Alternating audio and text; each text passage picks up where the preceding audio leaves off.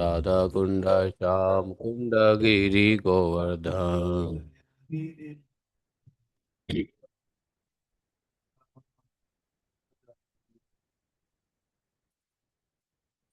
जय गिरी गोवर्धन जय गिरी गोवर्धन। राधा कुंड श्याम कुंड गिरी गोवर्धन।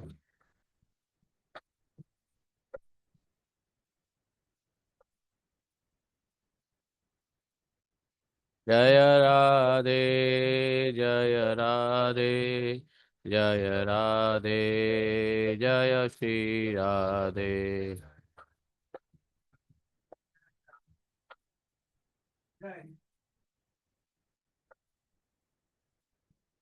जय राधा कुंड श्याम कुंड राधा कुंड श्याम कुंड राधा कुंड श्याम कुंड श्री राधे। राधा कुंड श्याम कुंड राधा कुंड श्याम कुंड श्याम कुंड श्री जय कृष्ण बलराम जय कृष्ण बलराम कृष्ण बलराम जय वृंदावन धाम।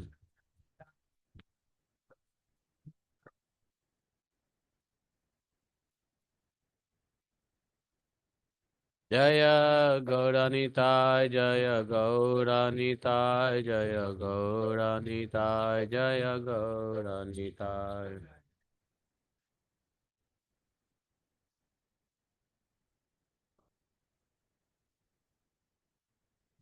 जय राधा श्याम सुंदर राधा श्याम सुंदर राधा श्याम सुंदर ललिता विशाखा।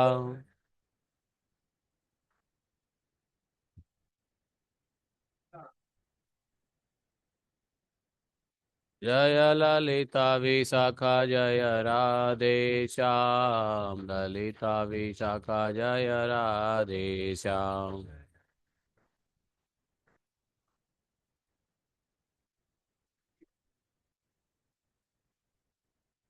जय अष्ट सखी जय राधा माधव राधा माधव जय अष्ट सखी।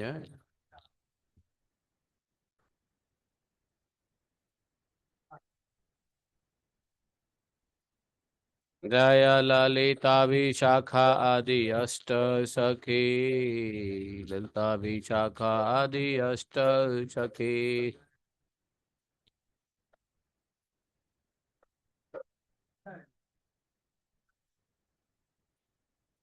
जय प्रभुपाद जय प्रभुपाद प्रभुपाद श्रील गुरुदेव।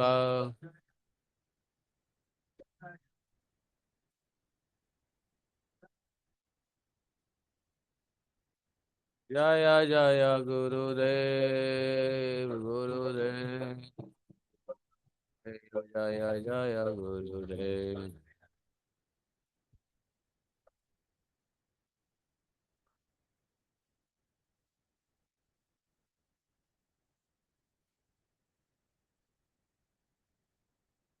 जय प्रभुपाद की जय गुरु महाराज की जय अनंत कोटि वैष्णव भक्तबिंद की जय अनंत कोटि वैष्णव गुरुबिंद की जय ग्रंथराज श्रीमद् भागवतम की जय। जय जय श्री राधे श्याम। ओम नमो भगवते वासुदेवाय। ओम नमो भगवते वासुदेवाय। ओम नमो भगवते वासुदेवाय। ओम नमो भगवते वासुदेवाय।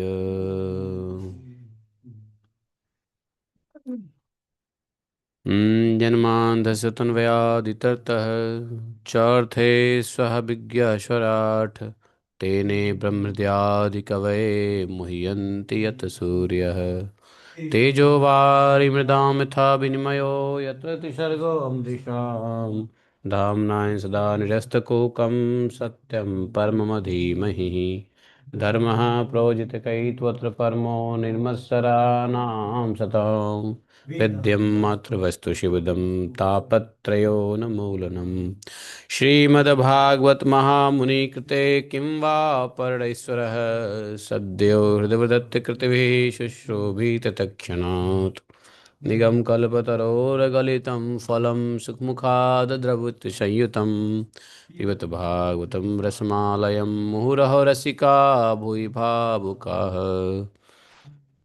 अहं सर्वस्य प्रभवो मत्तः सर्वं प्रवर्तते इति मत्वां भजन्ते मां बुधा भावा समन्विता मच्चित्ता मद्गतप्राणा बोधयन्तः परस्परं कथयन्तः मां नित्यं तुष्यन्ति च रमन्ति च तेषां सततयुक्तानां भजतां प्रीतिपूर्वकं ददामि बुद्धियोगं तं येन मापुयान्ति ते तेषामेवानुकम्पार्थम् अहम् अज्ञानजं तमः नाश्यात्मभावस्थो ज्ञानदीपेन भास्वता अहमेवासमेवाग्रे न अन्यत् सत् असत्परं पश्चादहमदेतस्य एव शिष्येत् स्वस्म्यहम् ऋतेऽर्थं यत् प्रतीयेत न प्रतीयेत चात्मनि तद्विद्यादात्मनो मायां यथा वाशो यथात्मः यथा महान्ति भूतानि भूतेषु चावचिष्यनु प्रविष्टान्यन्यप्रविष्टानि तथा तेषु न तेष्वहम्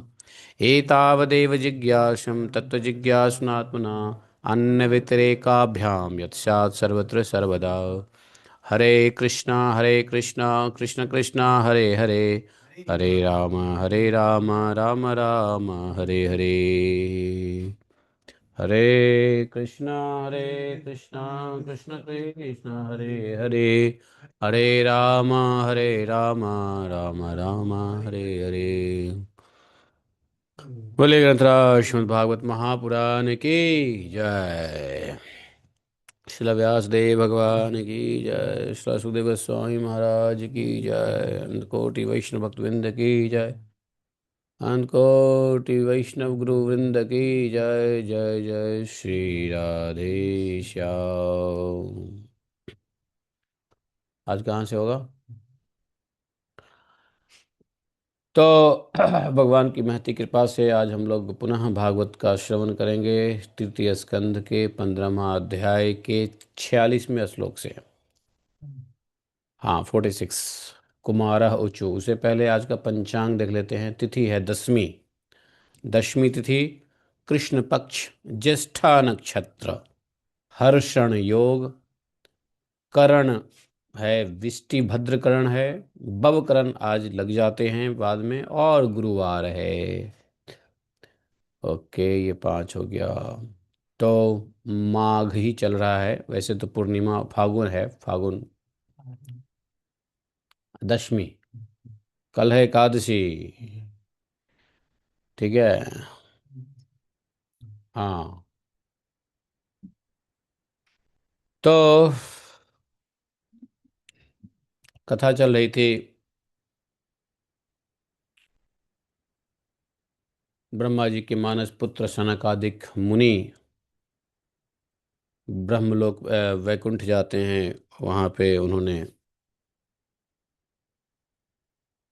सीधा भगवान को मिलने के लिए 6 द्वार पार करके 7वें द्वार पे पहुँचते हैं जहाँ पे जय विजय नामक द्वारपालों ने भगवान के पार्षदों ने उनको रोक दिया है। रोकने की वजह से उनको क्रोध आया है। और क्रोध सात्विक क्रोध है। कुछ क्रोध गलत नहीं है। तो उन्होंने श्राप दिया है नीच योनि में जाने के लिए। जय विजय ने प्रार्थना किया है कि महाराज हमने अपराध किया है तो दंड उचित ही है, किंतु इतना तो कृपा कीजिए कि हम जो है भगवान की विस्मृति न होए। मतलब काम क्रोध लोभ से युक्त योनि मिल रहा है वो ठीक है, लेकिन कम से कम मोह हमको ना हो। नहीं तो भगवान को भूल जाएंगे, इसलिए भगवान को ना भूलें। तो इसी दौरान भगवान दौरे दौरे आए लक्ष्मी जी के साथ। भगवान को देखा। टकटकी निगाह से भगवान को देख ही रहे हैं। कुछ देर उपरांत कुमारों ने भगवान की प्रार्थना की है। सनकादिक मुनियों ने कहा है, पढ़ो, पीछे से बोलो।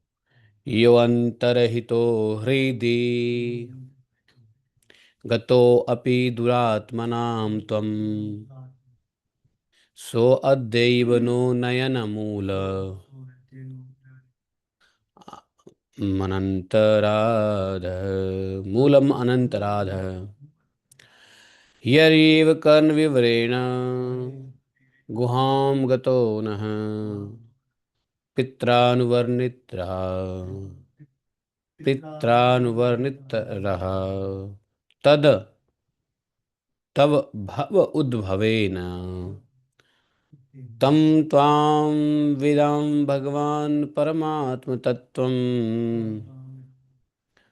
तत्त्वेन सम्प्रति रतिं रचयन्तमेषाम् तत्त्वेन सम्प्रति रतिं रचयन्तमेषाम् यत्ते अनुताप विदितैः दृढ़भक्तियोगैः तद्ग्रन्थयो हृदि विदुर्मुनयो विरागाः नात्यन्तिकं विगणत्यपि ते प्रसादम् किन्त्वा अन्यदर्पितभयं भ्रुव उन्नयैस्तवे ये अङ्गतद्वङ्घ्रिशरणा भवतः कथायाः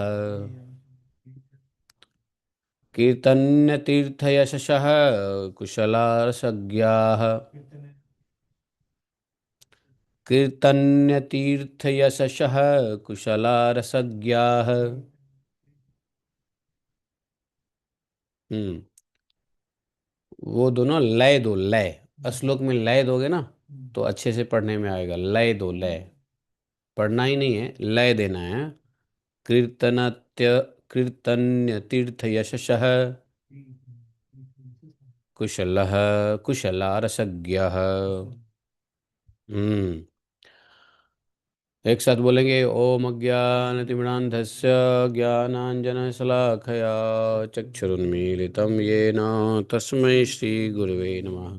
श्रीचैतन्यमनोविष्ठं स्थापितं येन भूतले स्वयं रूप कदा मह्यं ददाति स्वपदान्तिकं। वन्देऽहं श्रीगुरोः श्रीयुतपदकमलं शीघ्रो न वैष्णवांश्च श्रीरूपं सागरजातं सहगणरघुनाथान्वितं तं सजीवं साद्वैतं सावधूतं परिजनसहितं श्रीकृष्णचैतन्यदेवं श्रीराधाकृष्णपादान् सहगणललिता श्रीशाखान्वितांश्च। हे कृष्ण करुणा सिन्धो दीनबन्धो जगत्पते गोपेश गोपिकान्तं राधाकान्तं नमोऽस्तुते। तप्तकाञ्चन गौराङ्गी राधे वृन्दावनेश्वरी विश्वानुसुते देवी प्रणमामि हरिप्रिये। वाञ्छाकल्पतरुभ्यश्च कृपा सिन्धुभय एव च पतितानां पावनेभ्यो वैष्णवेभ्यो नमो नमः। जय श्री कृष्ण चैतन्य प्रभु नित्यानंद श्री अद्वैत गदाधर श्रीवासादि गौरभक्तवृंद। हरे कृष्ण कृष्ण कृष्ण हरे हरे, हरे राम राम राम हरे हरे। तो सनकादिक ऋषियों ने, मुनियों ने कहा कि हे अनंत, यो अनंत हितो हृदि गतो अपि दुरात्मनाम त्वम। बोले कि हे अनंत, यद्यपि आप अंतर्यामी रूप से दुष्ट चित्त पुरुषों के हृदय में भी स्थित रहते हैं, फिर भी उनकी दृष्टि से ओझल ही रहते हैं। रहते तो हृदय में हैं अंतर्यामी रूप से, लेकिन उनके दृष्टि से आप ओझल रहते हैं। क्यों? दुष्ट चित्त वाले पुरुष। लेकिन जिनका चित्त शुद्ध होता है, उनके लिए तो हृदय में ही दृष्टिगोचर होते रहते हैं भगवान। दुरात्मनाम त्वम, दुरात्माओं के लिए भगवान, दुरात्माओं के भी चित्त में भगवान, हृदय में भगवान रहते हैं, लेकिन ओझल रहते हैं, दृष्टिगोचर नहीं होते हैं, दिखते नहीं हैं, किंतु आज हमारे नेत्रों के सामने आप साक्षात विराजमान हैं। हे प्रभु, जिस समय आपसे उत्पन्न हुए हमारे पिता ब्रह्मा जी ने आपका रहस्य वर्णन किया था, उसी समय श्रवण रंध्रों द्वारा हमारी बुद्धि से, बुद्धि में तो आप आ जाते थे, लेकिन प्रत्यक्ष आपका दर्शन का जो महान सौभाग्य है वो आज प्राप्त हुआ है। अद्य, आज प्राप्त हुआ है। पहले हम सो अद्यो, पहले हम पिताजी से सुनते थे, श्रवण करते थे, आपका रहस्य का वर्णन जब ब्रह्मा जी करते थे, पिता ब्रह्मा जी जो आप ही से उत्पन्न हुए हैं, तो उन वर्णनों को सुनने से कानों के छिद्रों के द्वारा हमारी बुद्धि में तो आप आ जाते थे। जैसे भागवतम सुनते हैं तो क्या होता है, भगवान कान के छिद्रों द्वारा आ जाते हैं। लेकिन आज दर्शन का महान सौभाग्य प्राप्त हुआ है। हे भगवान, हम आपको साक्षात परम तत्व ही जानते हैं, परम तत्व ही हो आप, हम मानते ही हैं। इस समय आप अपने विशुद्ध सत्वमय विग्रह से अपने इन भक्तों को आनंदित कर रहे हैं। आपकी इस सगुण साकार मूर्ति को राग और अहंकार से मुक्त मुनिजन आपकी कृपा दृष्टि से प्राप्त हुए इस सुदृढ़ भक्त योग के द्वारा अपने हृदय में उपलब्ध करते हैं।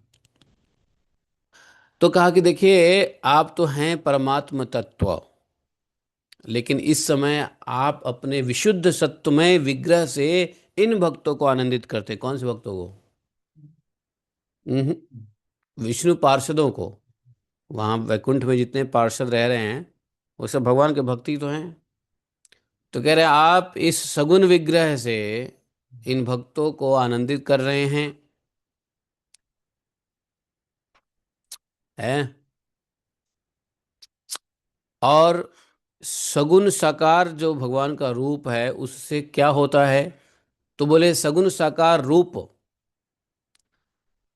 सगुण साकार मूर्ति में, सगुण साकार विग्रह में भक्त का राग हो जाता है। तो बोले राग हो जाता है तो क्या होगा? राग होगा तो क्या होगा? है? राग होगा तो अहंकार मुक्त होगा। अगर संसार में राग रहता है तो अहंकार रहता है। संसार में यदि राग हुआ तो क्या होता है? अहंकार बन जाता है। संसार के राग से अहंकार बन जाता है। लेकिन भगवान के मूर्ति विग्रह में राग करोगे तो उससे अहंकार नाश हो जाता है। और जब अहंकार नाश हो जाता है तो क्या होता है? आपकी कृपा दृष्टि प्राप्त होती है। और आपकी कृपा दृष्टि प्राप्त होगी तो क्या होगा? तो बोले सुदृढ़ भक्ति योग के द्वारा आप हृदय में ही उपलब्ध होते हो, आप हृदय में ही दर्शन देते हो। कैसे? सुदृढ़ भक्ति योग के द्वारा। इसलिए बोला शुरू शुरू में भक्ति भवती नैष्ठ की, है ना? भक्ति भवती नैष्ठ की। तो ही यहाँ पे कह रहे हैं कि क्या होता है? अनुताप विदितैः दृढ़ भक्ति योगैः ग्रंथो हृदि विदुर मुनयो विरागाः। समझे? इसके उल्टा क्या होता है मालूम? इसके उल्टा, इसके उल्टा यदि भगवान के मूर्ति में अगर हम नहीं राग करेंगे तो संसार के मूर्तियों में राग होगा, बच्चे की मूर्ति में, पत्नी की मूर्ति में, बेटे की मूर्ति में, बेटी की मूर्ति में नहीं। इन सब मूर्तियों में राग होगा तो क्या होगा? अहंकार बढ़ेगा। देखो मेरा कितना सुंदर बेटा है, देखो मेरा कितना सुंदर पत्नी है, देखो मेरा कितना सुंदर बेटी है नहीं। तो संसार में अगर राग, संसार के विग्रहों में राग हो गया तो अहंकार बढ़ेगा। भगवान के विग्रह में यदि राग हुआ, भगवान के सगुण साकार मूर्ति में राग हुआ, तो अहंकार मुक्त मुनिजन भगवत कृपा प्राप्त करते हैं। और भगवत कृपा प्राप्त करके भक्ति को सुदृढ़ करते हैं और भगवान को अपने हृदय में ही देखते हैं। देखा कितना साइंस है, हाँ? तो इसलिए भगवान ने कृपा करके भक्तों के लिए साकार विग्रह का, सगुण साकार विग्रह धारण किया है। वो वैकुंठ के भक्तों को आनंदित कर रहे हैं। ऐसा बोला है ना। एक श्लोक में देखो कितनी बड़ी गहराई की बात कह दी नहीं। बोले हे प्रभु, तीसरा श्लोक में देखो 48 में देखो, हे प्रभु न अत्यांतिकम विगणयन्त्यापि ते प्रसादम। आपका सुयस अत्यंत कीर्तनीय और संसार के दुखों की निवृत्ति कराने वाला है। आपके चरणों की शरण में रहने वाले जो महाभाग भक्त आपकी कथाओं के रसिक हैं, वे आपकी ही कथा सुनना चाहते हैं। वे आपके अत्यंत प्रसाद मोक्ष पद को भी कुछ अधिक नहीं गिनते। प्रसाद मोक्ष पद, अत्यांतिक प्रसाद मतलब अत्यांतिक कृपा, क्या मोक्ष पद, मोक्ष पद को भी कुछ नहीं गिनते। उनको मोक्ष भी नहीं चाहिए। ऐसे जो आपके चरणों के शरण में रहने वाले भक्त, जो आपके कथा के रस का ही पान करते हैं, रसिक हैं, रसिकों के लिए आपका जो अत्यांतिक कृपा है, जो मोक्ष देने वाला है, मोक्ष पद को भी नहीं मानते, कुछ नहीं समझते, कुछ अधिक नहीं मानते। अरे फिर जिन्हें आपकी जरा सी टेढ़ी भौं ही भयभीत कर देती है, हैं, हल्का सा भौं टेढ़ा किया नहीं, उन इंद्रपद आदि अन्य भोगों के विषय में तो कहना ही क्या है, हैं? तो मतलब देवी देवता और इंद्र पद वगैरह तो भक्त चाहते ही नहीं। आपका जो मोक्षपद कृपा प्रसाद है, भक्त तो वो भी नहीं चाहता है। जब आपका दिया हुआ आपका कृपा प्रसाद मोक्ष पद भी जब भक्त नहीं चाहता, तो इंद्र पद, वरुण पद, सूर्य पद और अग्नि पद कौन चाहेगा? देवी देवता बनना कोई चाहेगा? नहीं। तो बोले हे भगवान, यदि हमारा चित्त भौरे की तरह आपके चरण कमलों में ही रमन करता रहे,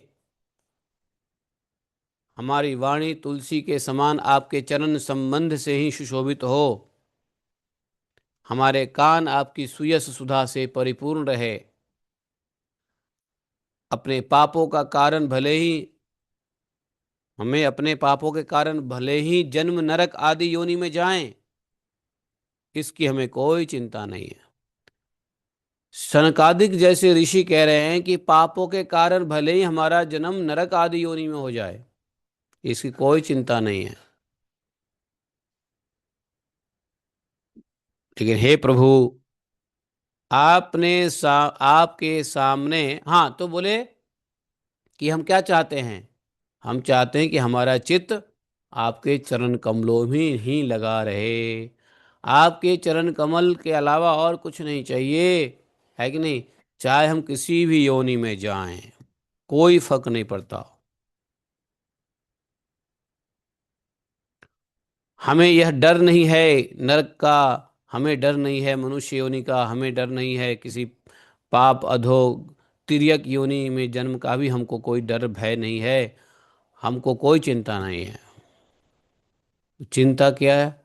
एक ही चिंता है कि किसी भी वजह से आप जो है आपके चरण कमल का हम चिंतन करते रहें, बस यही हमें चाहिए। और वास्तव में देखा जाए तो योनि कोई भी मिले, यदि भगवान की स्मृति बनी हुई है, भगवान के चरणों में मन जिस जीव का लगा हुआ है, वो तो शरीर में रहते ही मुक्त रहता है। जो भगवत चिंतन करता रहता है वो शरीर में रहते ही मुक्त रहता है। तो क्या फर्क पड़ता है कि भाई कोई कौन सा शरीर मिला कौन सा शरीर नहीं मिला। क्योंकि जो भगवान के चरण में रमन करेगा तो उसके लिए वो तो गुणातीत है। वह व्यक्ति क्या होगा, गुणों से ऊपर होगा। तो क्लेश दुख अभिनिवेश ये कब होता है, जो गुणों में होता है। कष्ट कब होता है, गुणों में होता है। जब गुण से ऊपर उठ गए तो काहे का कष्ट, चाहे स्वर्ग में डालो चाहे नरक में डालो, चाहे इलाहाबाद डालो, चाहे यहाँ डालो वहाँ डालो, क्या फर्क पड़ता है। तो भगवान भी बड़े, भगवान के भक्त भी बड़े तेज हैं। भगवान से भी तेज भगवान के भक्त हैं। इसलिए तो नचाते भी हैं भगवान को। तो बोले कि हमें आपके चरणों का ही, चरणों में ही मेरा मन रमन करता रहे। मन रमन करता रहे आपके चरणों में।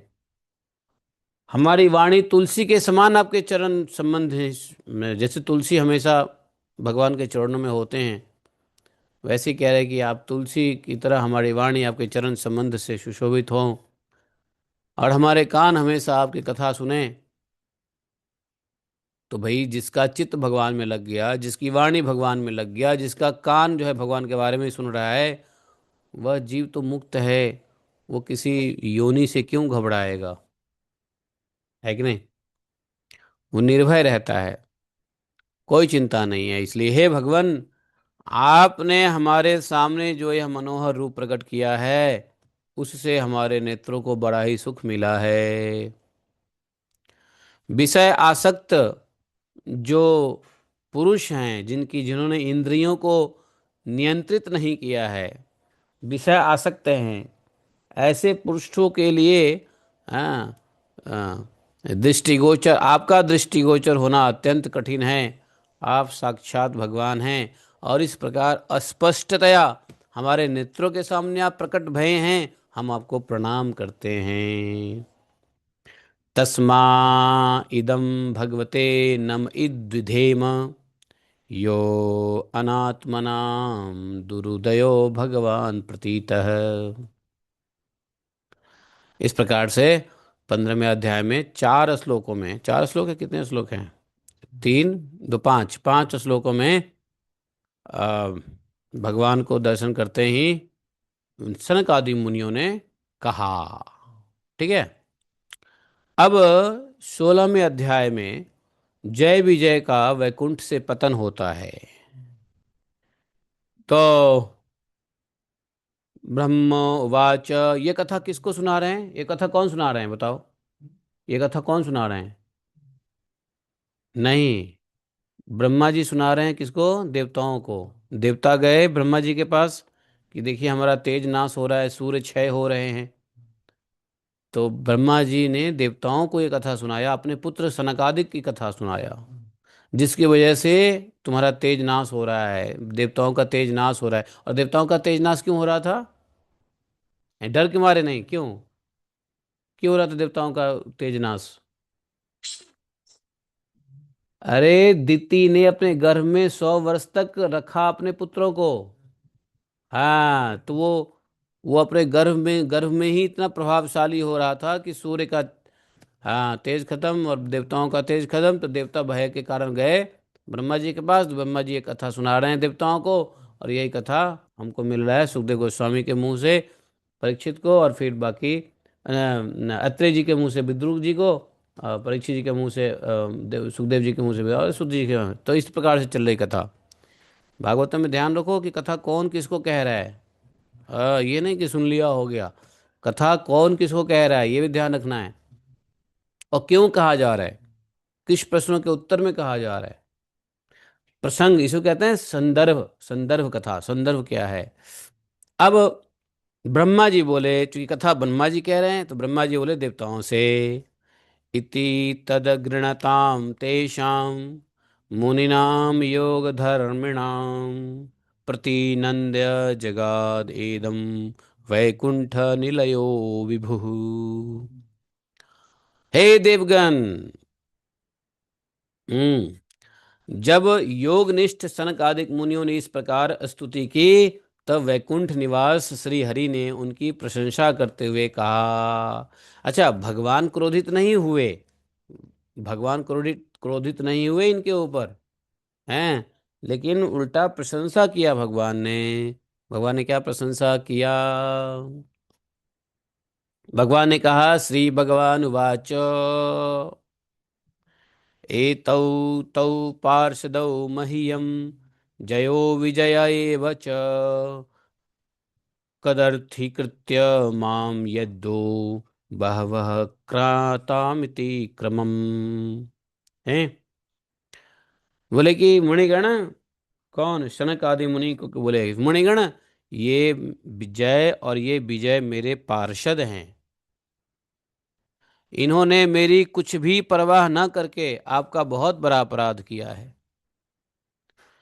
सेवक को चाहिए कोई भी अपराध करने से पहले अपने स्वामी का परवाह करे कि मेरे अपराध से स्वामी के कितना बदनामी होगा। स्वामी की बदनामी होती है ना जब चला चपाटी अपराध करे, तो नहीं। तो वही भगवान कह रहे हैं कि इन्होंने मेरी कुछ परवाह नहीं करी और आपके प्रति बड़ा अपराध कर दिया।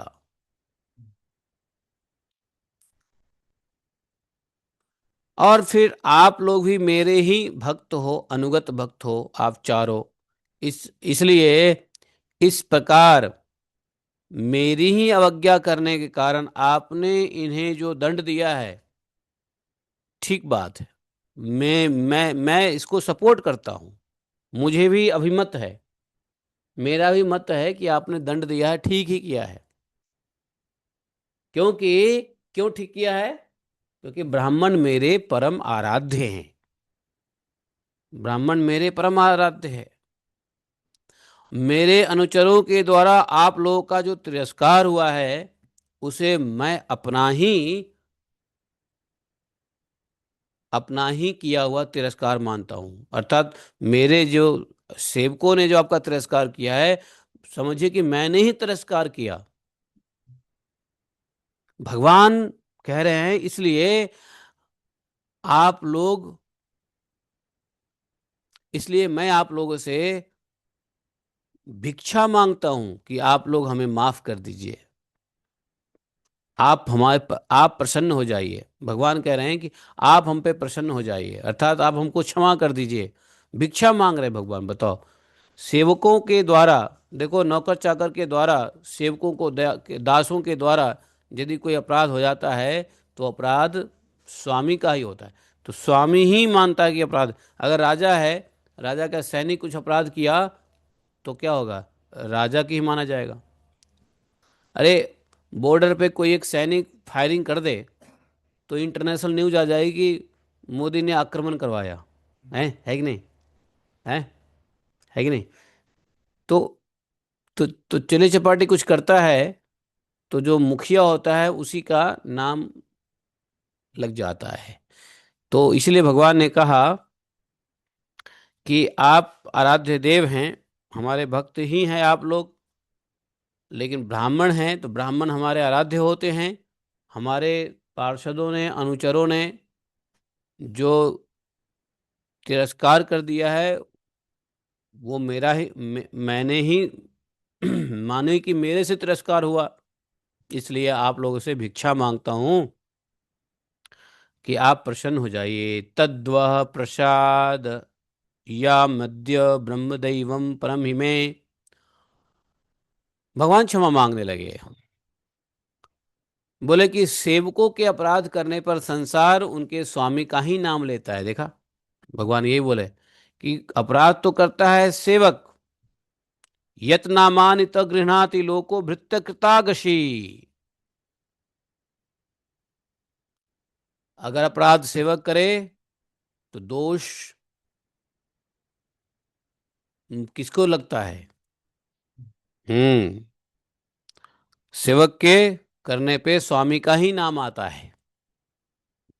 वह अपयश उसकी कीर्ति को दूषित कर देती है, जैसे त्वचा को चर्म रोग दूषित कर देता है। जैसे त्वचा को चर्म रोग दूषित कर देता है, वैसे ही स्वामी का कीर्ति नाश कर देता है, अपयश कर देता है, यदि सेवक अपराध करे तो। यस्यामृतम् अमलं यशः श्रवणावगाः सद्यः पुनाति जगदास्वपचाद्विकुण्ठ। भगवान ने कहा, मेरे निर्मल यश सुयश सुधा में गोता खाने में, गोता लगाने से, मतलब जो भगवान सुधा यश, क्या बोले, मेरी निर्मल सुधा यश या सुयश सुधा, सुयश मतलब भगवान की लीला अमृत, सुयश सुधा का क्या मतलब होता है, भगवान की लीला अमृत। तो मेरे निर्मल लीला अमृत में कोई गोता लगाए, अर्थात जो भगवान की कथा में ही रहे, चांडाल पर्यंत सारा संसार तुरंत पवित्र हो जाता है। चांडाल पर्यंत, ये ब्राह्मण क्षत्रिय क्षुद्र ये सब नहीं, चांडाल भी यदि कोई है। चांडाल किसको कहते हैं बताओ, चांडाल किसको कहते हैं? है भूत है। चांडाल किसको कहते हैं? चांडाल किसको कहते हैं? चांडाल उसको कहते हैं जो कुत्ता खाता है, कुत्ता को मार के भी खाए, वो चांडाल होता है। हाँ, उसको चांडाल कहते हैं। चांडाल वो कुत्ते को मार के खाता है। हम्म। चाइना में सब चांडाल है, इसलिए चाइना चांडाल लोग है। हम्म। चाइना में कुत्ते को मार के खाते हैं, मालूम तुमको? तो चांडाल लोग है, इसलिए इसका नाम चौ से चांडाल, चौ से चाइना, है ना? तो कहते हैं कि चांडाल भी पवित्र हो जाता है, तुरंत पवित्र हो जाता है। कैसे? भगवान के लीला कथा में गोता लगाओ। देखा, भगवान ने कहा, यस्या अमृत अमल सयः श्रवणावगाः, ये भगवान ने कहा। यस्या अमृत कमल अमल यशः, भगवान का जो यश है कैसा है? अमल है, मल नहीं है, अमल है, मतलब निर्मल है।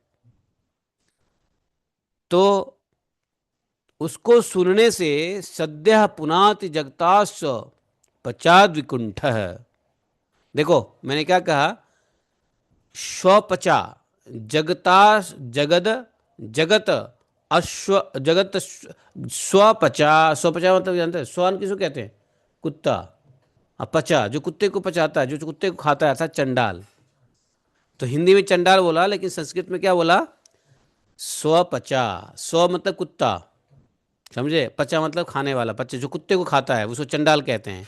तो संसार में, जगत में स्वपचा व्यक्ति जो है, अर्थात चंडाल जो है, जो कुत्ता खाता है, हाँ, वो भी सद्यः पुनाति, पवित्र हो जाता है।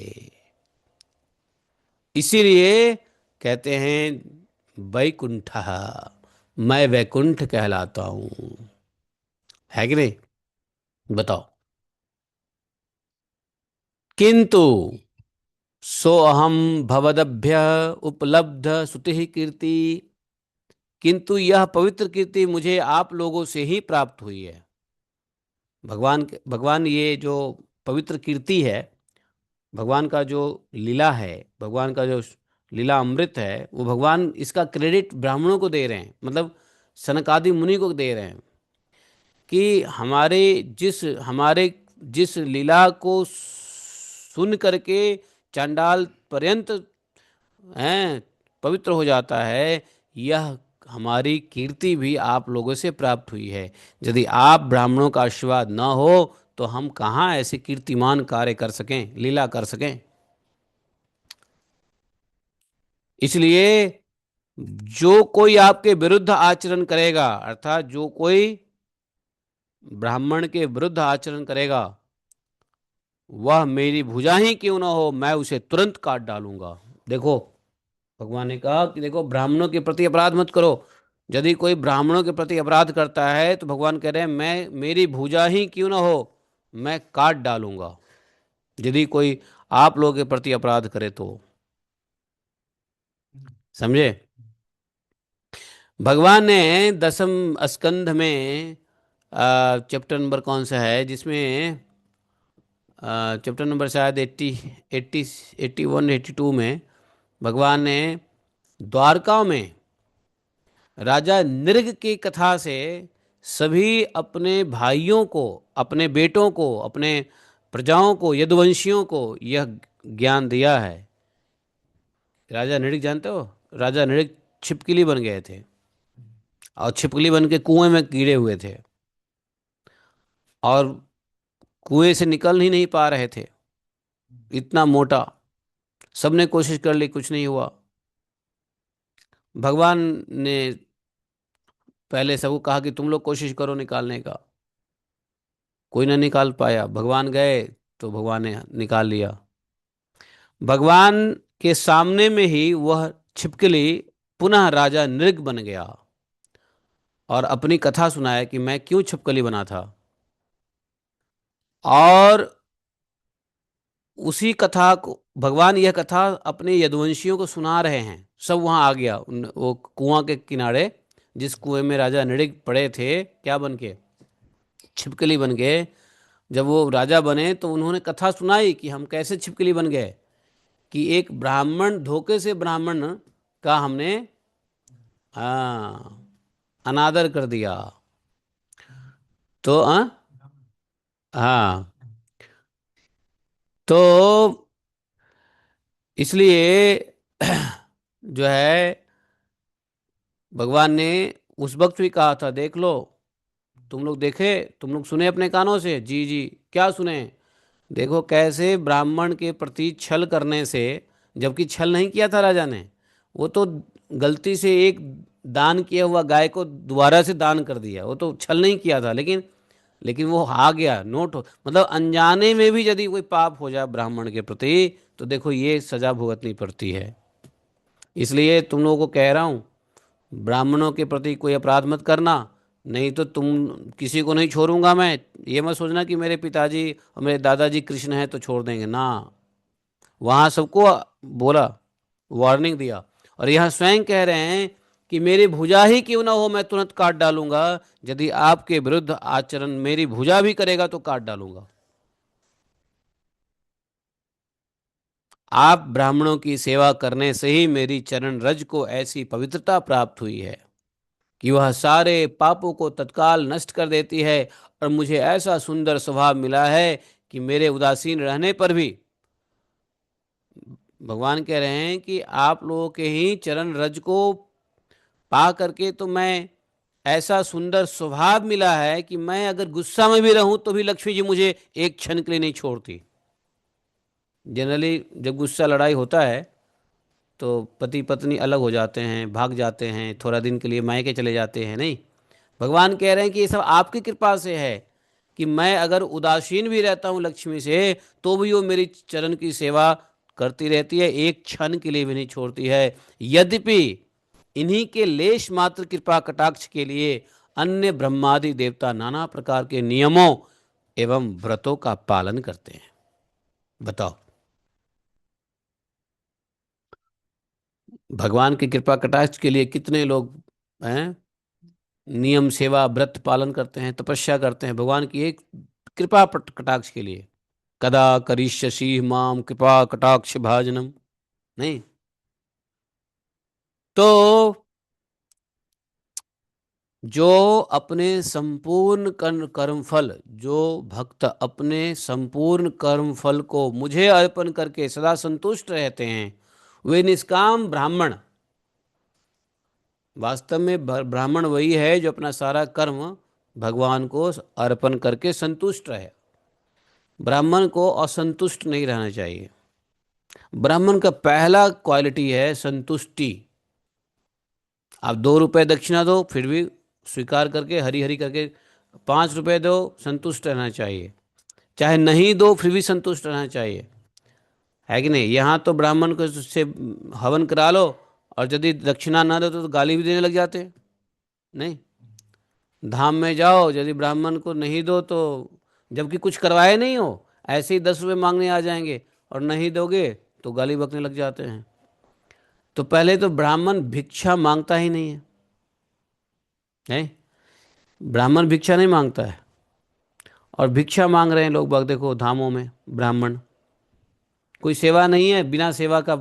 अरे तुमको तो सेवा, अगर तुमको कोई सेवा तुमसे ले तो दक्षिणा में तुम ग्रहण करो, और जो दक्षिणा दे उसी में संतुष्ट रहो। ना दे तो भगवान की इच्छा, दे तो भगवान की इच्छा, भूखे रहो तो भगवान की इच्छा, मिल गया तो भगवान की इच्छा, रसगुल्ला मिल गया तो भगवान की इच्छा, पेट फूल गया खा के तो भगवान की इच्छा, अब पेट नहीं खा के अंदर हड्डी में धंसा हुआ है तो भी भगवान की इच्छा, भूखे हड्डी में धंसा हुआ है तो ये बात, तो इसलिए ऐसे ब्राह्मण भगवान के भक्त नहीं है। भगवान ने कह दिया है कि कौन है जो कौन ब्राह्मण है जो मेरे भक्त हैं, तो बोले कि ब्राह्मण वही है जो सारा कर्म फल मुझे अर्पण करके सदा संतुष्ट रहे। वे निष्काम ब्राह्मण ग्रास ग्रास पर तृप्त होते हुए घिसे तरह तरह के पकवानों का जब भोजन करते हैं, तब उनके मुख से मैं जैसे तृप्त होता हूं, वैसा यज्ञ अग्नि मुख से भी यजमान की दी हुई आहुति को ग्रहण नहीं करता। बोले कि ऐसा संतुष्ट ब्राह्मण जब भोजन करते हैं तो उससे मैं संतुष्ट होता हूं। इसलिए ब्राह्मण भोज का बड़ा इंपॉर्टेंस है, ब्राह्मण भोज। तो ब्राह्मण ऐसा मिले तो क्या कहने, जो संतुष्ट हो, है कि नहीं। लेकिन आज के डेट में संतुष्ट ब्राह्मण होना बड़ा मुश्किल है। ठीक है। तो वैसे यज्ञ में अग्नि रूप मुख से यजमान की दी हुई आहुतियों को ग्रहण भी नहीं करता। यदि कोई ये अग्नि में कितना भी डाल दे यज्ञ में, हम उससे इतना तृप्त नहीं होते हैं जितना तृप्त आप संतुष्ट निष्काम ब्राह्मणों से, जितना हम तृप्त होते हैं। तो निष्काम ब्राह्मण, संतुष्ट ब्राह्मण, ये मिलना बहुत मुश्किल है, खासकर कलयुग में। लेकिन है, ऐसा नहीं है, नहीं है, बट मिलना बड़ा मुश्किल है। भगवान ने कहा कि देखिए, योग माया का खंड, योग माया अखंड और असीम ऐश्वर्य मेरे अधीन है।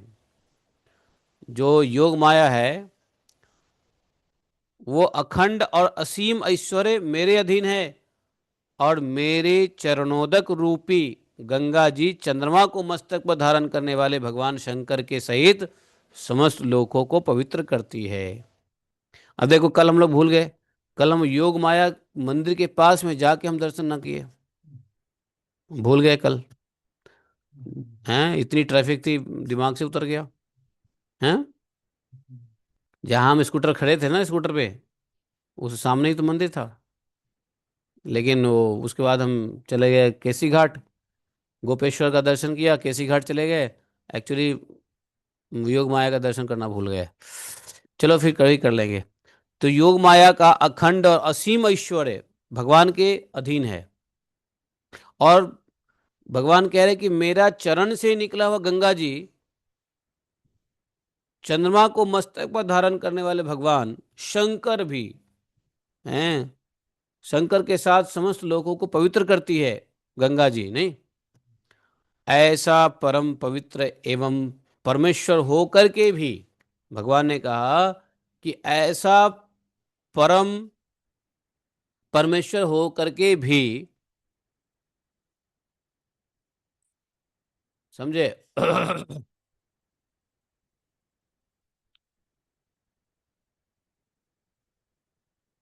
मैं, ऐसा परम पवित्र परमेश्वर होकर के भी मैं, जिनके पवित्र चरण रज को अपने मुकुट पर धारण करता हूं, उन ब्राह्मणों के कर्म को कौन नहीं सहन करेगा।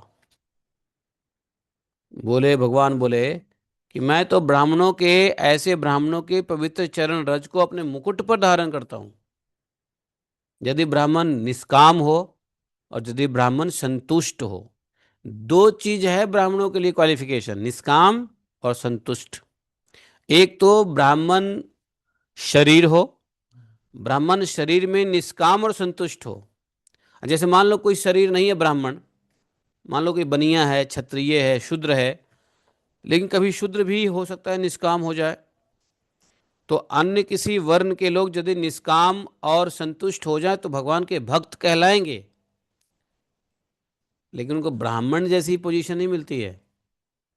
ब्राह्मण कुल से उत्पन्न होना चाहिए, और ब्राह्मण कुल से उत्पन्न हो करके यदि संतोषी है और है, संतुष्ट है और काम निष्काम है, तो भगवान कहते हैं ऐसे ब्राह्मणों का तो चरण रज मैं अपने मुकुट पे धारण करता हूं, और ऐसे ब्राह्मण के कर्म को कौन सहन नहीं करेगा। निष्काम और संतुष्ट ब्राह्मण यदि किसी को गाली दे दे, किसी को पीट दे, किसी का नुकसान कर दे, तो भी हर कोई सहन करेगा। लेकिन जब निष्कामी और संतुष्ट ब्राह्मण है, तो वैसा गलत काम करेगा ही क्यों। लोग किसी को उसके साथ किसी के साथ मनमुटाव क्यों करता है जब कोई कामना होती है। अरे भैया तुम्हारे पास गाड़ी है, जरा दे दे 2 दिन के लिए। अब तुम नहीं दिए तो हम मन में हम है ना, तो कामना ही नहीं होगी तो काहे को किसी से लड़ाई झगड़ा, ब्राह्मण करेगा नहीं लड़ाई झगड़ा। लेकिन कहते हैं फिर भी ऐसे ब्राह्मण के कर्म को कौन नहीं सहन करेगा। ब्राह्मण, भगवान ने कहा ब्राह्मण, दूध देने वाली गाय और अनाथ प्राणी मेरे ही शरीर हैं, भगवान ने कहा। 10वें श्लोक में देख लो, समझे। कौन कौन, भगवान ने कहा 3 व्यक्ति हमारे ही शरीर माना जाता है। कौन कौन? ब्राह्मण का शरीर, दूध देने वाली गाय, जो गाय दूध दे रही है उसको कभी मत मारना। हाँ, दूध देने वाली गाय को कभी वो मत करना। दूध देने वाली गाय को हमेशा ध्यान दो, भगवान का शरीर होता है, गाय में भी दूध देने वाली गाय। हाँ, ये बात कंडीशन है। और तीसरा, अनाथ प्राणी। अनाथ मतलब जिसका कोई नहीं है, अनाथ है। तो जिसका कोई नहीं वही तो दीन है, और उसके नाथ कौन है? दीनानाथ। तो बोले अनाथ प्राणी ये मेरे शरीर है, इसलिए अनाथ व्यक्ति को जरूर सेवा करनी चाहिए, हेल्प करना चाहिए, है कि नहीं। जैसे तुम अनाथ हो, अभी तुम्हारा कोई है, तुम घर त्याग कर चुके हो, है। एक ले दे के तुम्हारे गुरुजी थे बद्री विशाल प्रभु, वो भी चले गए, तुम अनाथ हो गए। नहीं हैं? घर त्याग दिया, घर का सहारा तुमने छोड़ दिया, हैं। बद्री विशाल प्रभु के छत्र छाया में थे, वो भी शरीर शरीर छोड़ दिए, तो तुम वास्तव में अनाथ हो गए। पिताजी हैं तुम्हारे? नहीं है तो अनाथ हो। तुम्हारे न शरीर के पिताजी हैं, न तुम्हारे आध्यात्मिक पिताजी रहे, हैं। तो तुम अनाथ हो गए, इसलिए कह रहा हूँ यहाँ बैठो, प्रसाद खाओ, भागवतम सुनो, परिक्रमा करो, माला जप करो, तुम्हारे लिए यही काम है। और कोई काम मैं तुमको कहता हूँ करने के लिए, कोई जिम्मेदारी नहीं है। सिर्फ माला जप करो, प्रसाद खाओ, परिक्रमा करो, तुमको रोटी, कपड़ा, छत सब मिलेगा, जूता चप्पल भी मिलेगा, चिंता मत करो। तुम जैसे अनाथों की सेवा करने के लिए हमारे पास भक्ति फंड है, भक्ति फंड। ये जो ऑनलाइन सुन रहे हैं ना, सब पैसा भेजते हैं भक्तों की सेवा के लिए। तो तू चिंता मत कर, जीवन भर आराम से बैठा रह, खाता रह प्रसाद। तू ब्राह्मण भी है, अनाथ भी है, तेरी सारा है काम हो जाएगा, चिंता मत कर। इसलिए मन मत भटका। और तेरा मन तभी भटकेगा जब तू फालतू लोगों से बात करेगा। वैसे तो कहता है गृहस्थ गृहस्थ, और तुम गृहस्थ से ही सारा दिन फोन पे लगा रहता है। जो गृहस्थ माया में है उसी से तुम फोन पे लगा रहता है। फलाना जी, फलाना जी, फलाना गुप्ता, फलाना रावत, फलाना ये वो। फोन पे कम बात करो लोगों से, क्योंकि अपना उद्देश्य लगाओ कि अब भगवान की प्राप्ति करनी है, भगवत धाम में आ गए हैं तो भगवान को ही बस। फोन पे कम बात करो। कोई फोन आता है, हाँ जी ठीक है, हाँ ठीक है, जय श्री राधे, कहाँ हो पड़े हुए हैं राधा रानी के चरण में।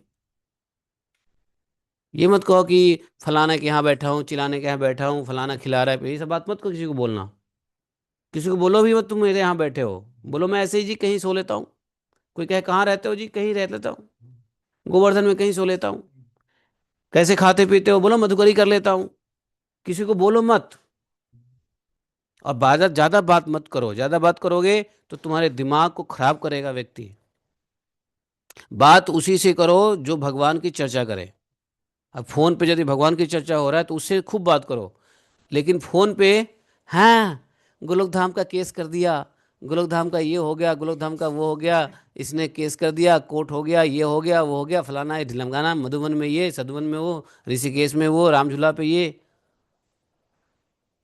ये सब चर्चाओं से ना तुम्हारा दिमाग खराब हो जाएगा। और ये चर्चा तुमको भगवत धाम में टिकने नहीं देगा। भगवत धाम में तभी कोई टिक सकता है जब भगवान का चिंतन करते रहो और कोई सेवा पकड़ो। तो सेवा करो, गिरिराज जी की सेवा कर ही रहे हो, गोपाल जी की सेवा करो, गिरिराज जी की सेवा करो। और फालतू लोगों से बात करना बंद कर दो, नहीं तो तुम्हारा दिमाग खराब होगा। और एक ना एक दिन तुम भागोगे। जिस दिन भागोगे मैं तुम्हें बताऊंगा कि किस लिए तुम भाग रहे हो। इसलिए परे रहो यहाँ पे। भूखे मर जाओ लेकिन परे रहो यहाँ पे। बता रहा हूँ, ब्राह्मण शरीर है, परे रहो यहाँ। अरे राधा रानी अपने आप देती है। देख रहे हो 10,000 साधु गिरिराज जी पे रोज प्रसाद खाते हैं। रोज उनको गर्मी में कहीं कोई काम करने, ठंडी के कपड़े मिलते हैं, गर्मी के कपड़े मिलते हैं, रोज भंडारा होता है, रोज दक्षिणा मिलता है। कोई कमी है किसी को? फिर, और तुम जब घर संसार छोड़ा, तुम्हारे माता पिता है नहीं, है, तो घर संसार छोड़े तो तुम अनाथ हो। और ब्राह्मण है, शरीर है। अनाथ तो कोई भी हो, भगवान कहते हैं कि वो मेरा शरीर है कि नहीं? हाँ। तो अनाथों के प्राणनाथ कौन है? भगवान है। हाँ, जब भगवान को प्राणनाथ, जो कोई भी अनाथ यदि भगवान को प्राणनाथ समझ ले, अनाथ व्यक्ति यदि भगवान को प्राणनाथ समझ ले, तो उसका उसका भगवान देख रेख करते हैं। लेकिन समस्या क्या है, जो अनाथ है उसको लगता है कि संसार में ढूंढेगा कोई मालिक, कोई हमें रख ले, कोई हमें गोद ले ले, कोई हमें खिलाए पिलाए, है ना? अनाथ व्यक्ति यही सोचेगा, कोई हमें गोद ले ले तो अच्छा है। अरे तुम किसी के गोद में क्यों जाओ, भगवान के गोद में जाओ। भगवान को अपना नाथ समझो, प्राण नाथ समझो। भगवान कह रहे हैं अनाथ प्राणी की मैं ही नाथ हूं, मेरा ही शरीर है अनाथ प्राणी। तो अनाथ की सेवा करना भगवान की सेवा है। इसलिए तू बैठा रहा आराम से, तेरी सेवा होती रहेगी। हाँ, चिंता मत कर। है, अनाथ नहीं है तो बस प्रसाद खा, मजे से भजन करता रहे।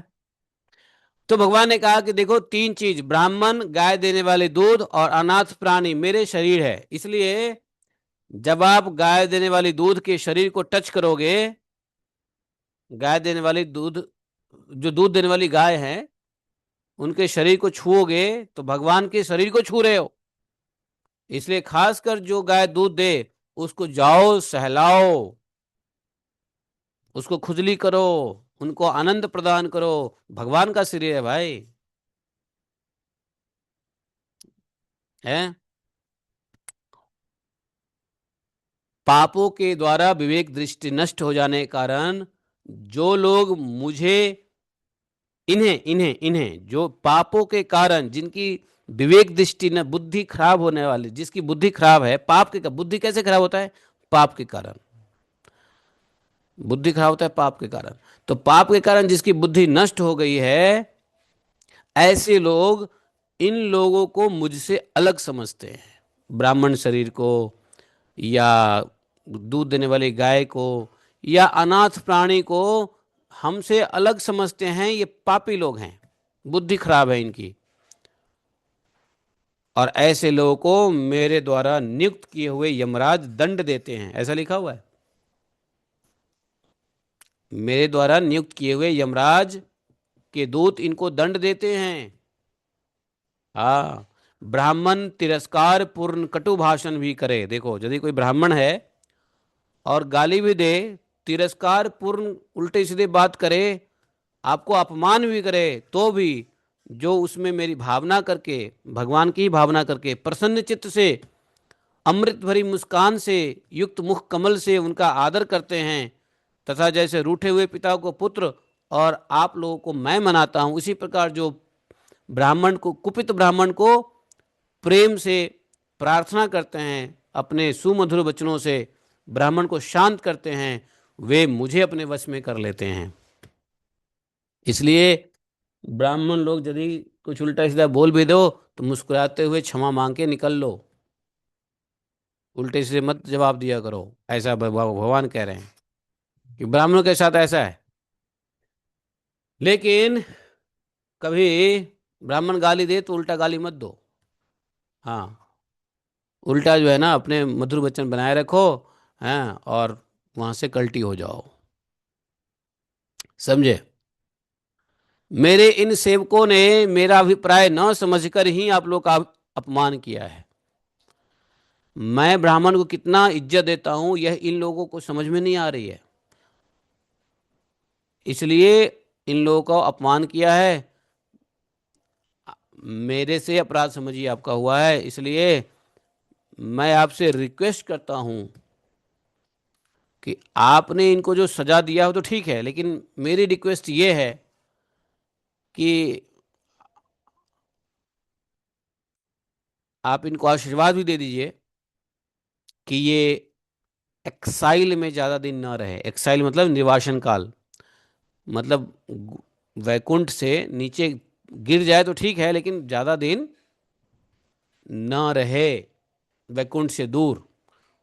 और अपने अधम गति आपके श्राप के द्वारा, श्राप दे दिया था ना, तो बोले कि आपके श्राप के द्वारा जो अधम गति को प्राप्त होगा, शीघ्र उस गति को भोग करके मेरे पास लौट आए, इतना कीजिए। क्योंकि वो सब पार्षद भगवान के भक्त ही हैं, है कि नहीं? तो भगवान के भक्त हैं तो भगवान थोड़ी ना उनको छोड़ देंगे। तो इसलिए कहा कि आप कम से कम इतना कीजिए, इतना कृपा कीजिए कि अपना अधम योनि भोग करके, अधम गति भोग करके तुरंत ये मेरे पास वापस आ जाए, बस इतना करें। समझे?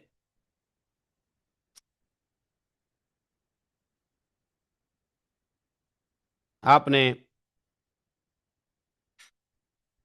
कौन सा श्लोक, मैंने अभी मैं कौन सा श्लोक पढ़ा?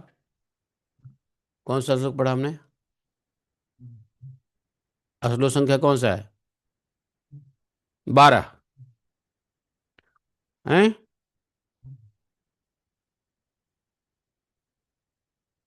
12 है। हाँ, उसका ब्रह्मवाच, अरे उल्टा पुल्टी कैसे हो गया? हाँ, 12 ही है, 12 ही है। अब ब्रह्मा जी ने कहा, ब्रह्मा जी ने कहा देवताओं, है ना, यही है ना? ब्रह्मा जी ने कहा देवताओं, सनक आदि मुनि क्रोध रूप सर्प से डसे हुए थे। कौन? हाँ, क्रोध से। तो भी थे क्रोधित, लेकिन फिर भी उनका चित्त अंतःकरण को प्रकाशित करने वाली भगवान की मंत्रमयी मधुर सुमधुर वाणी सुनते सुनते तृप्त नहीं हुआ। भगवान बोल रहे थे, लेकिन फिर भी उनको तृप्ति नहीं हो रही थी सुन करके, और सुनने का मन कर रहा था। भगवान की बड़ी, भगवान की जो उक्ति, भगवान की वचन बड़ी ही मनोहर, थोड़े अक्षरों वाली थी, लेकिन अर्थ सार युक्त था, दुर्वेग था, गंभीर थी। बहुत ध्यान से सुनने विचारने पर भी वे यह ना जान सके कि भगवान क्या करना चाहते हैं। भगवान जो सुने, भगवान जो सुनाया, वो ऋषि लोगों ने सुना ध्यान से, लेकिन ये बहुत ध्यान से सुनने और विचारने पर भी ये ना समझ सके कि भगवान करना क्या चाहते हैं, क्या कहना चाहते हैं। भगवान की इस अद्भुत उदारता को देखकर वे बहुत आनंदित हुए। अब सनकादि जी सोचे कि एक तो मुझे कह रहे हैं, ऊपर से कह रहे हैं कि अपने पार्षद को ही पक्ष ले रहे हैं, हमारे बारे में भी बड़ाई कर रहे हैं, पार्षद की भी। करना क्या चाहते हैं भगवान? भगवान की ऐसी उदारता देख करके अंग अंग पुलकित हो गया। किनका? चार कुमारों का। फिर योग माया के प्रभाव से अपने परम ऐश्वर्य का प्रभाव प्रकट करने वाले प्रभु से हाथ जोड़कर कहने लगा। कौन? सनक आदि अपने पुत्रों के बारे में कह रहे ब्रह्मा जी कि मेरा पुत्र ऐसा कहने लगे। मुनियों ने कहा, फिर से मुनियों ने कहा, कौन से मुनि? सनकादिक ऋषि मुनियों ने कहा कि हे भगवान, आप सर्वेश्वर हो करके भी आप सर्वेश्वर हैं, फिर भी आप यह कह रहे हैं कि यह आपने मुझ पर बड़ा अनुग्रह किया है। अर्थात हम लोगों ने आपके ऊपर कौन सा उपकार किया? हमने आपके ऊपर कौन सा उपकार किया? आपने ऐसा कह दिया, तो इसके कहने का क्या तात्पर्य है? हम नहीं जान सके हमने आप पर क्या अनुग्रह किया। आपके पार्षदों को हमने श्राप दे दिया और आप कह रहे हैं कि हमने आप पे अनुग्रह किया। आप ब्राह्मणों के परम हितकारी हो। मेरे ख्याल से आप लोग लोक में शिक्षा देने के लिए ही आपने ब्राह्मण मेरे आराध्य देव हैं ऐसा आपने बोला। ये चार कुमार कह रहे हैं ब्राह्मणों को इस बात से घमंड नहीं हो जाना चाहिए। नहीं तो ब्राह्मणों को घमंड हो जाएगा कि भगवान कह रहे हैं कि भगवान तुम मेरे आराध्य देव, मतलब हम भगवान के आराध्य देव हैं, तो घमंड नहीं होना चाहिए। इसलिए सनक आदि ऋषियों ने क्लियर कर दिया कि आपने लोक शिक्षा के लिए भले ही ब्राह्मण मेरे आराध्य देव है ऐसा बोला, ताकि लोग ब्राह्मण को अपना आराध्य देव माने। आपका आराध्य देव ब्राह्मण कैसे हो सकता है? आप सर्वेश्वर हो। सर्वेश्वर होते हुए भी आप ब्राह्मण आपके आराध्य देव कैसे हो सकते हैं? लेकिन हाँ, संसार के लोग ब्राह्मण को इज्जत दे, संसार के लोग ब्राह्मण को आदर दे, संसार के लोग ब्राह्मण को आराध्य देव माने, शायद इस लोक शिक्षा के लिए आपने ऐसा कहा है ना? सच बताइए। देखिए मैं समझता हूँ आपकी बात। आप जो है इसीलिए किए, मैं जानता हूँ आप जो है, हाँ ये बात है कि ब्राह्मणों के परम हितकारी हैं आप, लेकिन ब्राह्मण के आराध्य देव आप हैं, आपके आराध्य देव ब्राह्मण हैं। ये तो भैया मुझे लग रहा है बस लोगों को शिक्षा देने के लिए ऐसा बोल गए आप है।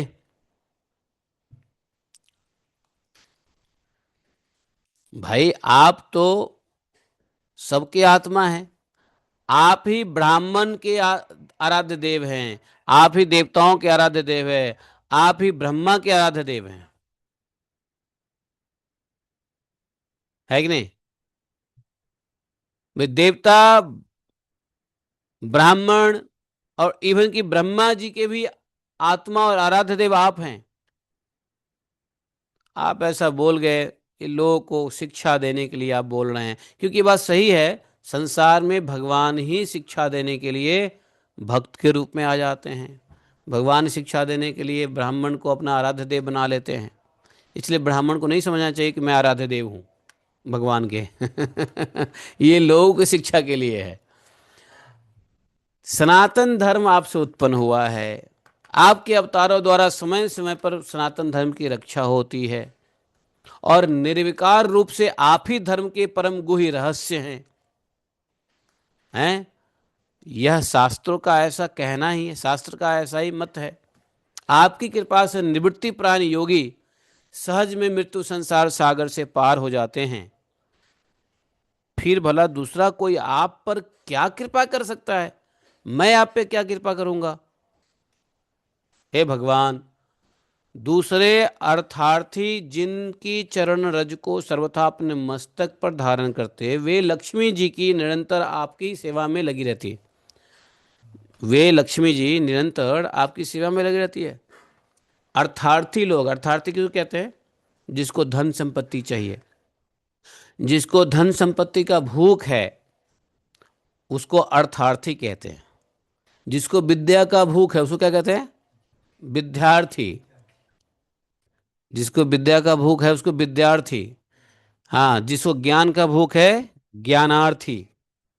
जिसको अर्थ धन संपत्ति का भूख है वो अर्थार्थी, है ना? अर्थी मतलब जिसको तलब है, तरप है उस चीज की। तो बोले कि अर्थार्थी लोग जिनके लक्ष्मी जैसे लक्ष्मी जी का चरण रज हमेशा मस्तक पर धारण करते हैं, लक्ष्मी की पूजा करते हैं, ऐसे लक्ष्मी जी निरंतर आपकी सेवा करती रहती हैं। सो ऐसा जान पड़ता है कि भाग्यवान भक्तजन आपके चरणों पर जो नूतन तुलसी की मालाएं अर्पण करते हैं और उस पर गुंजार करते हुए भौरे के समान भी आपके पाद पद्मों को ही अपना निवास स्थान बनाना चाहती है। कौन? लक्ष्मी। लक्ष्मी, ऐसी लक्ष्मी जो पूरे संसार के लिए वांछनीय है, वो लक्ष्मी आपके चरण का ही वास करती है। किंतु अपने पवित्र चरित्रों से निरंतर सेवा में तत्पर रहने वाली ऐसे लक्ष्मी जी का भी आप विशेष आदर नहीं करते हैं। जिस लक्ष्मी के पीछे पूरी दुनिया है और वो लक्ष्मी आपके चरण में है, और आपके चरण में होते हुए भी आप उसका आदर नहीं करते। हाय हाय, देखो तो सही भगवान कितने हैं क्रूर हैं। भगवान की पत्नी लक्ष्मी इनके चरणों में लोटी रहती है और भगवान इनका आदर नहीं करते हैं। हमारे ऑनलाइन में कुछ ऐसी माताएं होंगी जिनको भावुक हो जाएगी, भगवान को ही कहेगी, हे भगवान देखो तो सही, आप भी कितने हैं क्रूर हो। लक्ष्मी जैसी सुंदरी आपके चरण में लौट रही है, आप लक्ष्मी को पूछते भी नहीं, आदर भी नहीं करते लक्ष्मी को। ये बात ठीक नहीं है भगवान। ना ना, नहीं ठीक नहीं है। आपकी पत्नी है, आपकी चरण सेवा करती है, आपको तो उसका सम्मान करना चाहिए। ना, ये तो आपका सब ठीक है, लेकिन ये बात हमको अच्छा नहीं लगा आपका। हाँ, आप लक्ष्मी का आदर करो। भाई भगवान की इच्छा है, आदर नहीं करते नहीं करते। लेकिन कुछ भावुक लोग है ना, वीमेन कमीशन वाले लोग है कि नहीं, वीमेन एसोसिएशन वाले लोग भगवान को ही कहेंगे कि ना ये बात गलत है, आपकी सब बात ठीक है लेकिन ये गलत है, ऐसा नहीं करना चाहिए। क्या करें, भगवान का नेचर ही है। भगवान का नेचर ही है। लक्ष्मी जी को भी विशेष आदर नहीं करते। लेकिन आदर किसको करते हैं? तो भगवान कह रहे हैं आप तो अपने भक्तों को ही विशेष प्रेम रखते हो। प्रेम किससे? भक्तों से। हाँ, आप स्वयं ही संपूर्ण भजनीय गुणों के आश्रय हैं। अरे जहां तहां विचरते हुए ब्राह्मणों के चरणों में लगने से पवित्र हुई मार्ग की धूलि और सीवत्स का चिन्ह आपको पवित्र कर सकते हैं क्या? हैं? सभी गुणों के आश्रय आप हैं, आप ब्राह्मणों के चरण क्यों उठाओगे? ब्राह्मण का, आप ऐसा कह रहे हो कि ब्राह्मण का चरण धूलि में सर पे रखता हूं, क्यों? क्यों रखोगे आप? आपको क्या वो पवित्र कर सकते हैं? आप स्वयं हैं सबको पवित्र करने वाले हैं। अरे आपकी लीला कीर्तन से पवित्र हो जाता है। अभी आपने कहा कि चांडाल तक पवित्र हो जाता है हमारे लीला से। तो ऐसे आपको क्या लेना देना ये ब्राह्मणों के पैर की धूली? इससे आपकी क्या शोभा बढ़ेगी? आप ऐसा क्यों कह रहे हो ना हो, आप बस मूर्ख लोगों को शिक्षा देने के लिए कह रहे हो ऐसा। देखो ये बात बहुत सही है। भगवान की जैसे कोई व्यक्ति आपकी तारीफ करे तो तारीफ में फूल नहीं जाना चाहिए। क्या करना चाहिए? उल्टा विनम्र हो जाना चाहिए। तो भगवान ने ब्राह्मण की तारीफ की और ये चार कुमार ब्राह्मण जो है वो भगवान को उल्टा कह रहे हैं, अरे कहाँ आप भी कहाँ हमको हैं बेवकूफ़ बना रहे हो। आजकल की लैंग्वेज में यही कहेगा ना लोग, अरे कहाँ आप हमको बेवकूफ़ बना रहे हो, आप कहाँ हैं। वही उल्टा काउंटर कर रहे हैं। इसलिए ब्राह्मण लोगों को सनक आदि ऋषियों की बात समझ लेनी चाहिए। सिर्फ भगवान की बात सुन करके घमंड नहीं होना चाहिए, है कि नहीं। आधा अधूरे पढ़ लेने वाला ब्राह्मण ऐसे ही दलीलें देता है। आप घाट पे जाओगे ना, विश्राम घाट पे, तो सारे ब्राह्मण, सारे नहीं बट कुछ ब्राह्मण आ जाएंगे और आपसे मांगने लगेंगे। नहीं दोगे तो कहेंगे अरे तुम भगवान को चढ़ाते हो, तुम जानते नहीं हम भगवान के भी आराध्य देव हैं, हमको क्यों नहीं देते हो। ऐसे बोलते हैं वो लोग। तो ऐसे लोग, ऐसे ऐसे ब्राह्मण ब्राह्मण थोड़ी ना हो सकता है। भगवान की बात को लोग घमंड कर रहा है। अरे आगे सनकादिक ऋषियों की ही तो बात तो सुन लो। सनकादिक ऋषियों की बात सुनो। इतना ही नहीं, ऋषियों ने कहा कि आप साक्षात धर्म स्वरूप हो। आप सत्य आदि तीनों गुणों में प्रत्यक्ष रूप से विद्यमान रहते हैं। ब्राह्मण देवताओं के लिए तप शौच दया अपने 3 चरणों से इस पूरे संसार की आप रक्षा करते हैं। अब आप अपनी शुद्ध सत्वमयी वरदायिनी मूर्ति से हमारे धर्म विरोधी रजोगुण तमोगुण को दूर कर दीजिए। अब देखो, भगवान की ह्यूमिलिटी से, भगवान इतना हम्बल, भगवान की हम्बलनेस से अब ऋषियों को समझ में आया कि मैंने भी क्रोध कर दिया है ना। अब 4 कुमारों को लगा कि मैंने भी क्रोध कर दिया, लगता है ये गड़बड़ हो गया। है कि नहीं? तो इन्होंने कहा कि अक्रोध किसका लक्षण है? रजोगुण तमोगुण का लक्षण है। तो कहा कि हे भगवान, आप जो है ना अपने शुद्ध सत्वमयी वरदायिनी मूर्ति से, विग्रह से आप हमारे रजोगुण तमोगुण को दूर कर दीजिए। जानते हो, रजोगुण तमोगुण धर्म विरोधी है। जो व्यक्ति रजोगुण तमोगुण में रहेगा वो धर्म का पालन नहीं कर सकता। तो बोले कि धर्म विरोधी रजोगुण तमोगुण का दूर हम कर दीजिए। हे देव, यह ब्राह्मण कुल आपके द्वारा अवश्य रक्षणीय है। ये है कि हम ब्राह्मणों के आप रक्षण करते हो, ठीक है। यदि साक्षात धर्मरूप होकर भी आप सुमधुर वाणी और पूजन आदि के द्वारा इस उत्तम कुल की रक्षा न करें तो आपका निश्चित किया हुआ कल्याण मार्ग ही नष्ट हो जाएगा। आपके द्वारा ब्राह्मण नष्ट होता है, अब आपके द्वारा ब्राह्मण का रक्षा होता है और ब्राह्मण के द्वारा पूरे संसार की रक्षा होती है। भगवान किसी रक्षा करते हैं? ब्राह्मण की। और ब्राह्मण के द्वारा पूरे संसार की रक्षा होती है। तो यदि आप हम ब्राह्मण को नहीं रक्षा करोगे तो सारा कल्याण मार्ग ही संसार का नष्ट हो जाएगा, क्योंकि लोग तो श्रेष्ठ पुरुषों के आचरण को ही प्रमाण मानते हैं। 23वें श्लोक में कहा, लोको अग्रहिष्य दिशभस्य ही तत्प्रमाणम, है ना। संसार में बड़े लोगों का ही प्रमाण मानते हैं। बोले हे प्रभु, आप सत्य गुण की खान हैं और सभी जीवों का कल्याण करने के लिए आप हमेशा तत्पर रहते हैं, उत्सुक रहते हैं। इसी से आप अपनी शक्ति रूप राजा आदि के द्वारा धर्म के शत्रुओं का नाश करते हैं। राजा, राजा कौन है? भगवान का शक्ति रूप है। हैं? नराणाम अहम नराधिप, भगवान ने गीता में कहा है ना, नराणाम अहम नराधिप। तो कह रहे हैं कि आप ही राजा के रूप में, शक्ति रूप में राजा बनते हो और आप धर्म के शत्रु को संहार करते हो। अर्थात राजा का कर्तव्य क्या है? धर्म का जो शत्रु है, अर्थात जो अधर्मी है, उसका नाश करे, क्योंकि वेद मार्ग का उपच्छेद आपको अभिष्ट नहीं है। आप त्रिलोकीनाथ हो, जगत प्रतिपालक होकर भी ब्राह्मणों के प्रति इतने नम्र रहते हो, इससे आपके तेज की कोई हानि नहीं होती। यह तो आपकी लीला मात्र है। हा हा हा, आप भी क्या लीला कर रहे हो, गजब की लीला है आपकी। एते, अब भगवान ने कहा, एतौ सुरेतरगतिं प्रतिपद्य सद्यः संरंभ संभृत समाध्य अनुबद्ध योगौ। भगवान ने कहा मुनिगण, तो भगवान ने जो कहा वो सनकादि ऋषियों ने सुना, और सनकादिक ऋषियों ने जो कहा वो भगवान ने ठीक से सुना। फिर भगवान बोले कि मुनिगण ठीक है, ओके, आपने जो उन्हें श्राप दिया है, अब भगवान को समझ में ये आया कि अब 4 कुमारों को भी लग गया है कि इन्होंने गलती की है कि नहीं। पहले भगवान ने अपनी ह्यूमिलिटी दिखाई, फिर भगवान की ह्यूमिलिटी से द्रवित हो गए 4 कुमार। और 4 कुमार को पता चला कि मैं भी क्रोध करके गलत कर दिया। तो भगवान ने देखा कि अरे 4 कुमार भी पछता रहे हैं, अब पश्चाताप, पछताना।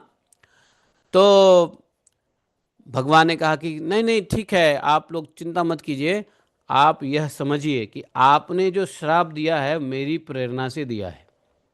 सच मानिए, आप लोगों ने हमारी प्रेरणा से ही श्राप दिया है। अब ये शीघ्र ये दोनों दैत्य योनि में जाएंगे और क्रोध के वेश में बढ़ी हुई एकाग्रता के कारण सुदृढ़ योग संपन्न होकर भी जाएंगे दैत्य योनि में, लेकिन वापस फिर मेरे पास जल्द ही लौट आएंगे। ऐसा कहा, मेरे पास जल्दी लौट आएंगे। तो आपने श्राप दिया है वो मेरा ही मत था। मैं चाहता था कि इनको श्राप मिले और ये लोग नीचे जाए और मैं भी आकर के इनके साथ खेलूं। ब्रह्मा जी ने कहा। उसके बाद मुनीश्वरों ने अर्थात चार कुमारों ने भगवान विष्णु और उनके स्वयं प्रकाश वैकुंठ धाम के दर्शन करके भगवान का परिक्रमा किया, और परिक्रमा करके, समझे, उनकी आज्ञा, भगवान का आज्ञा पा करके भगवान के ऐश्वर्यों का वर्णन करते हुए खुशी खुशी चार कुमार वहां से लौट आए।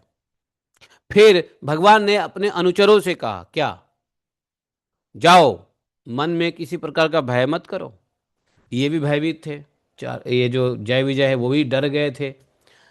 तो भगवान ने उनको भी कहा कि जाओ, किसी प्रकार का भय मत करो, तुम्हारा कल्याण ही होगा।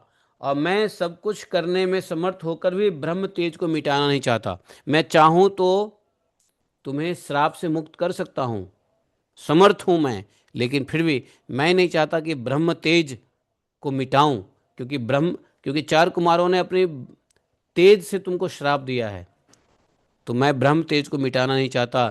इसलिए क्योंकि तुम जो है, एक बार जब मैं योग निद्रा में स्थित हो गया था, तब तुमने द्वार में प्रवेश करते हुए लक्ष्मी जी को रोका था। अच्छा, ये पहली बार नहीं है ये जय विजय की इनको रोक दिया। भगवान ने याद दिलाया जय विजय को, सुनो, तुमने ये काम पहले भी किया है। बोला कि पहले कब किया? तो एक बार जो है ना, तुमने लक्ष्मी जी को रोका था, जब मैं योग निद्रा में था, लक्ष्मी जी आ रही थी तो तुमने वहां रोक दिया मेरे को, लक्ष्मी जी को रोक दिया। उसी समय लक्ष्मी जी ने तुमको क्रोध में श्राप दे दिया था। लक्ष्मी जी ने उसी समय क्रोधित होकर के तुम्हें श्राप दे दिया था।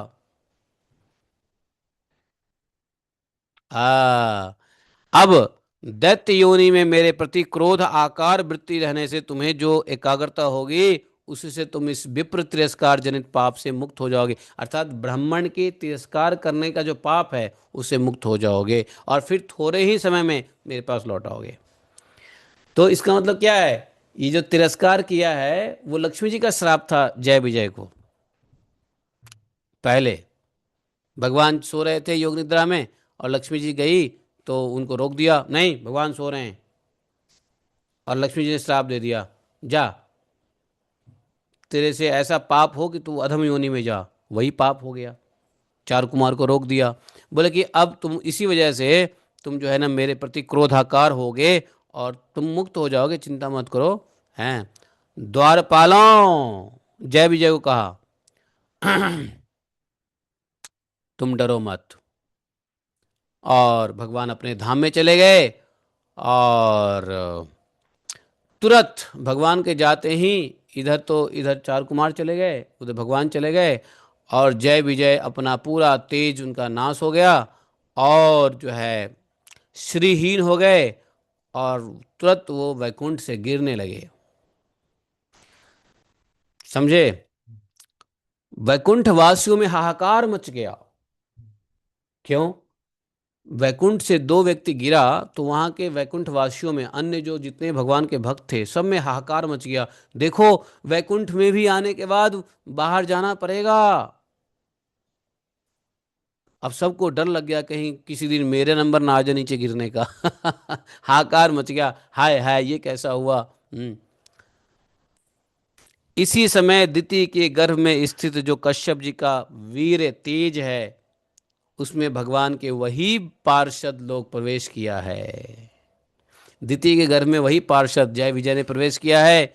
उन दोनों असुरों के तेज से ही तुम सबका तेज फीका पड़ गया है।